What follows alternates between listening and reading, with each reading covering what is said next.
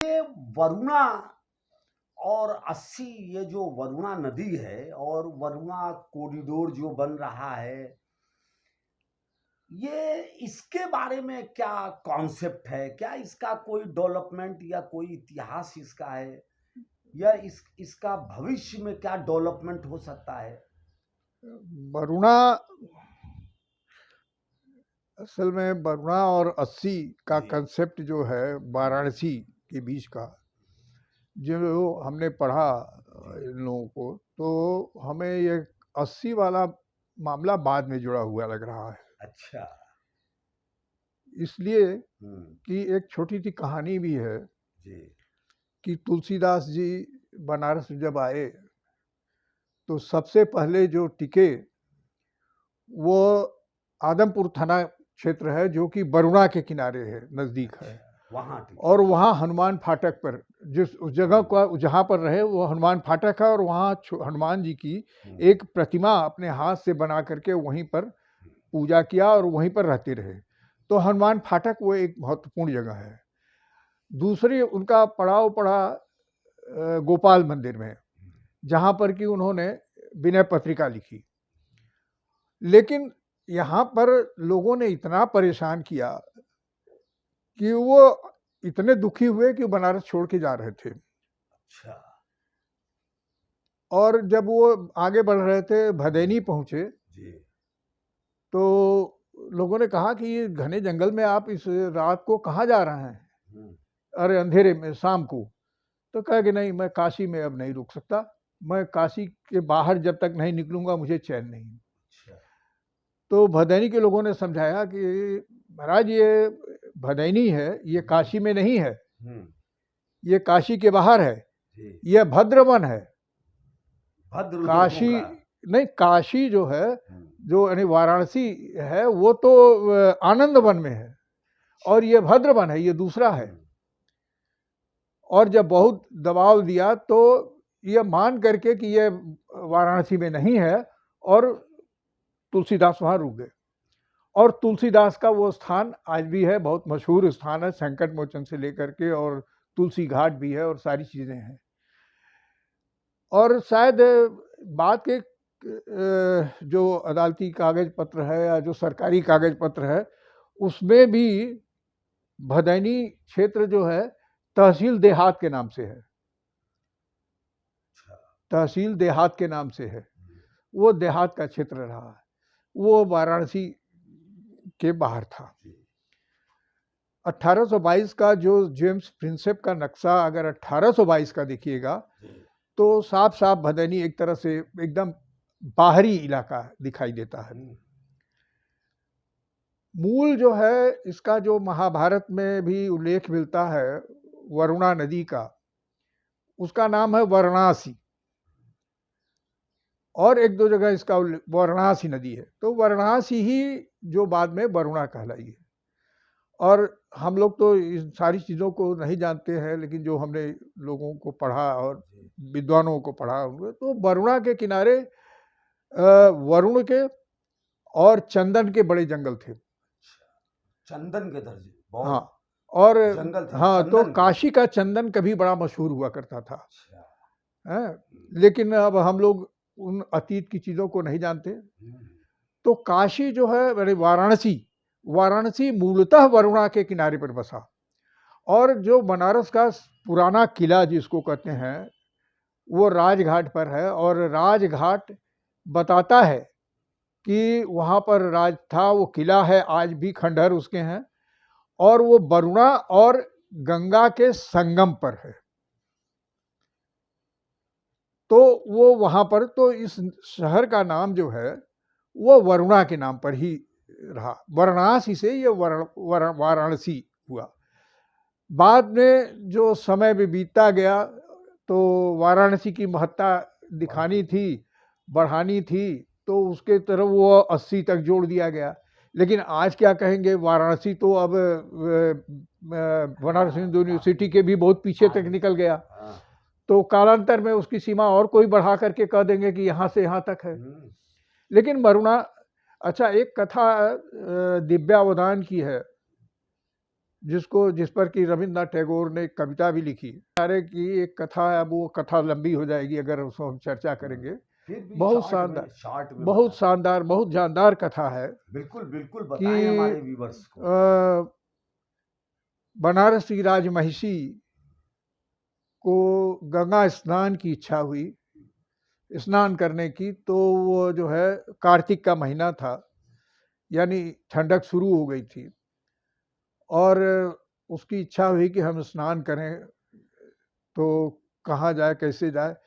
तो उसने तो अपनी सहेलियों के साथ वो नदी के किनारे गई, और वहाँ पर गई तो उसको ठंडक लगने लगी। तो जब ठंडक लगने लगी तो उसने अपनी सहेलियों से कहा, कह रही तो बहुत ठंडक है और कुछ आग की व्यवस्था करो। तो वहाँ कोई आग कहाँ से लाएं सहेलियाँ? आज के समय की तरह के माचिस तो था नहीं कि लेकर के भी तुरंत जला दें। तो दूर झोपड़ियाँ दिखाई दी, तो कहा कि यहाँ तो कुछ नहीं है, और झोपड़ियों, तो कहा झोपड़ियों में आग लगा दो। वो सारी झोपड़ियाँ जला दी गई, और उस समय तब राजमहिषी को यानी महारानी को की ठंडक दूर हुई। फिर महारानी स्नान करके लौटी महल में, और सामान्य चीज थी। लेकिन सूरज निकलने के बाद महल के दरवाजे पर बहुत शोर हो रहा था। राजा को कानों में आवाज गई, तो उन्होंने पूछा कि क्या है, क्या शोर हो रहा है? तो कहा महाराज कुछ नगर के लोग हैं और वो लोग कुछ कहना चाहते हैं। तो बुलाया, कहा क्या बात है? तो बताया कि महाराज, महारानी आज ऐसे ऐसे स्नान करने गई थी सुबह सुबह भोर में, और वहाँ पर उन्होंने हम लोगों की झोपड़ियाँ जलवा दी। अब हम लोग बेघर हो गए, हम लोगों के पास कोई सामान भी नहीं बचा, जो इस ठंडक में कपड़े उपड़े थे सब तो जल गए। राजा कुछ कहा कि रुको। फिर वो वहाँ से उठा और सीधे महारानी के पास गया और पूछा कि तुम कहीं गई थी? तो कहे हाँ, स्नान करने गए थे। तो कहे क्या हुआ? तो रानी ने बता दिया। रानी के लिए कोई बड़ी खास बात नहीं थी, बहुत सामान्य बात थी। इस कविता का शीर्षक भी है सामान्य क्षति, बहुत मामूली सी बात। तो रानी ने बता दिया। राजा वहाँ से आया, दरबार में बैठा और कहा कि रानी को बुलाओ। रानी को लाया गया, और चूंकि रानी ने उसको बता ही दिया था, और जो प्रजा का दुख था वो भी जान गया था, प्रजा ने भी अपनी बात, तो उसने सीधे सीधे अपना न्याय दिया। कहा कि रानी के सारे वस्त्र उतरवा लिए जाए, और जैसे वस्त्र वो हमारी प्रजा पहने हैं, जो इस समय पीड़ित होकर के हमारे सामने है, वैसे ही वस्त्र इनको पहनाए जाए, और इनको नगर के बाहर निकाल दिया जाए। और ये तब तक अब महल में नहीं आ सकती जब तक कि वैसी झोपड़ियां फिर से न बनवा दें। ये न्याय था। हाँ, ये वो न बनवा दें, उनका अब महल में प्रवेश नहीं, वो उन्हीं की तरह जिंदगी जिए और वैसे ही झोपड़ियां बनवा करके वो करें। ये दिव्यावदान की कथा है। अवदान कथाएं जो हैं सत्य घटनाओं पर आधारित है, वो जातक कथाएं नहीं है, काल्पनिक नहीं है, वो सत्य कथाओं पर आधारित है। तो ये दिव्यावदान की कथा है जिसको रविन्द्रनाथ टैगोर ने लिया। और वरुणा पर रविन्द्रनाथ टैगोर ने तो बंगला में लिखा, लेकिन वरुणा पर सबसे अच्छी कविता प्रसाद जी की है, जयशंकर प्रसाद। अरि वरुणा की शांत कछार, सरस्वती के विराग की प्यार। तो वो बहुत अच्छी कविता है, और वरुणा की पूरी महत्ता को उस कविता में उजागर किया गया है। तो ये दो कविताएं जो है हमको वरुणा के लिए बहुत आकर्षित कर रही थी। और फिर हमने जब खोजा तो पता लगाया, तो लगा कि जब तुलसीदास जी भी आकर के वरुणा से ही के किनारे रहे। फिर जो और भी बहुत सी चीज़ें हैं, ऐतिहासिक तथ्य हैं, उनको भी देखना पड़ा। तो उनके आधार पर मुझे लगा कि नहीं, वरुणा जो है ज़्यादा महत्वपूर्ण है। 2000 किलोमीटर चलने वाली गंगा की यात्रा करने वाली, यहाँ आकर के वरुणा के आगे एक तरह से कुछ नत हो जाती हैं। 200 किलोमीटर की यात्रा करने वाली वरुणा के नाम पर इस शहर का नाम वाराणसी पड़ गया। वरुणा निकलती है इलाहाबाद के फूलपुर से और जौनपुर के कुछ हिस्से को लेते हुए। वरुणा का जल जो है आज स्पर्श करने भी योग्य नहीं रह गया है, और गर्मी के दिनों में तो उधर से गुजरना भी उस पुल से कठिन होता है, बदबू आती अभी है। तक वरुणा नदी जो है वो हाँ, साफ सुथरी नहीं है, बहुत इस उसमें पर जो महक है, बहुत गंदगी है।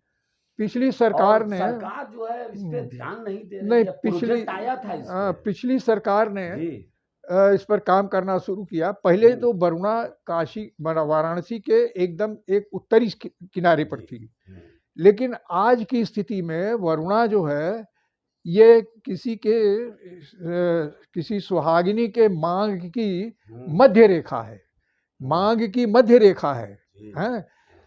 अब वो वाराणसी के दोनों तट पर समान रूप से काशी फैली हुई है, तो वरुणा पर कोई काम हो ये तो बहुत बड़ी बात रही और बहुत अच्छा था। पिछली सरकार ने काम शुरू किया, लेकिन वो पूरा काम नहीं हो पाया, और जो नई सरकार बनी तो उसको लगा कि इसमें बहुत धांधली हुई है, तो धांधली हुई तो ठीक है, जांच करो आप, मगर लेकिन कार्य तो काम आगे मत बढ़ाओ। रोको। वरुणा पर काम जो है वो काशी के मध्य की एक रेखा है, सीमंत रेखा है, और जो कि काशी के मांग से मध्य से बह रही है, उसको सुंदर बना सको तो बनाओ, उसको नष्ट मत होने दो, खत्म मत होने दो। नहीं ये शान है।